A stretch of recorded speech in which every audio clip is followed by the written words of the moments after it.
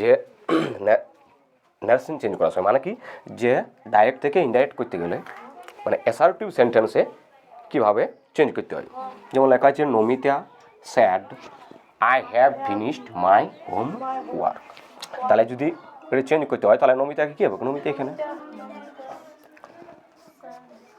তোমাকে প্রথম ভাবিতে হবে কি যেটা কন্টেন্সে আছে, এটা কন্টেন্সে আছে, সেটা আছে মানে পাস্ট টেন্সে আছে, মানে এখানে যদি পাস্ট টেন্সে থাকে তাহলে এটাকে কী করতে হবে? পাস্ট টেন্সে করতে হবে। এটা কন্টেন্সে আছে প্রেজেন্ট পারফেক্টে, তাই এটা কী করতে হবে? পাস্ট পারফেক্টও করতে হবে। হ্যাঁ, এটা প্রেজেন্ট পারফেক্ট হচ্ছে মানে কি পাস্ট পারফেক্ট করতে হবে। তাহলে নমিতা স্যাডকে কী বুঝবে? স্যাডই। তারপর ইনভাইটেড ওইটা কী বুঝবে? দ্যাট। কী বুঝবে? দ্যাট। তারপরে যে I have finished my home work মানে কি নমিতা বলল যে আমি আমার হোমওয়ার্কটা কি শেষ করেছি। তাহলে নমিতা স্যাড দ্যাট, এইটা আইটা তখন কী হবে? এই নমিতা কে আইটা কে বলে? নমিতা। তার জন্য এখানে কী বুঝবে? সি।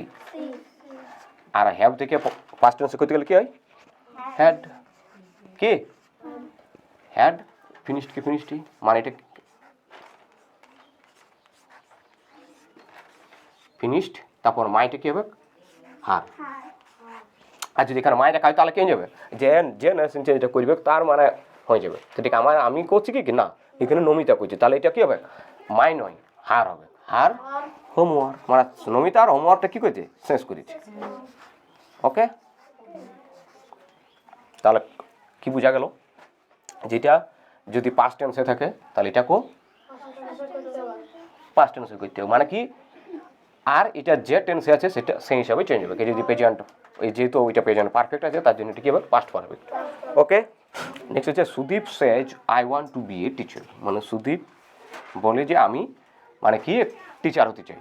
তাহলে এই যে সুদীপ এটা কোন টেন্সে আছে? এইটা সেজ আছে মানে প্রেজেন্ট টেন্সে আছে, তাহলে এটা প্রেজেন্ট টেন্সে আছে মানে তাহলে কী হবে? এটা চেঞ্জ হবে না, এটা টেন্সের কোনো চেঞ্জ হবে না। তাহলে সুদীপ সেজ ইনভাইটেড কী বুঝবে? দ্যাট। তাহলে I want to be a teacher মানে আমি শিক্ষক হতে চাই। তাহলে আইটাকে সুদীপ, তাহলে এখানে কী বুঝবে? কি আর ওয়ান্ট ওয়ান্ট, যেহেতু এইটা মানে থার্ড পারসন সিঙ্গুলার নাম্বার, এটা যেহেতু প্রেজেন্ট টেন্স হয়েছে তার জন্য একটা কী বুঝবে? এস। তাহলে দ্যাট হি ওয়ান্টস, তারপরে এটা যা আছে তাই to be a teacher, to be a teacher. Okay, তারপর হচ্ছে father said the sun rise in the east, মানে বাবা বলল যে সূর্য পূর্ব দিকে উঠে। এটা একটা কি চিরন্তন সত্য, ঠিক আছে? এটা মানে আগেও সূর্য পূর্ব দিকে উঠতো, এখনও উঠে, ঠিক আছে? তাহলে এখানে ফাদার মানে কি এটা কি যে চিরন্তন সত্য যদি থাকে, মানে এটা কি যে টেন্সে থাকিবে এখানে কিন্তু চেঞ্জ হবে না, এটা যে টেন্সেই থাকুক, মানে চিরন্তন সত্যের জন্য যাকে তাই থাকবে, এখানে চেঞ্জ করতে হবে না। এটা পাস্ট টেন্সে থাকলেও, প্রেজেন্ট টেন্সে থাকলেও, ফিউচার টেন্সে থাকলে এটা কী হবে? কি যে চিরন্তন সত্যের জন্য একই থাকবে। তাহলে ফাদার স্যাড, তারপর কী বুঝবে? ইনভার্টেড দ্যাট, তারপর দা সান, মানে টেন্সে চেঞ্জ হবে না। ওকে, আর I S S the sun rise in the east, কী হবে? In the east.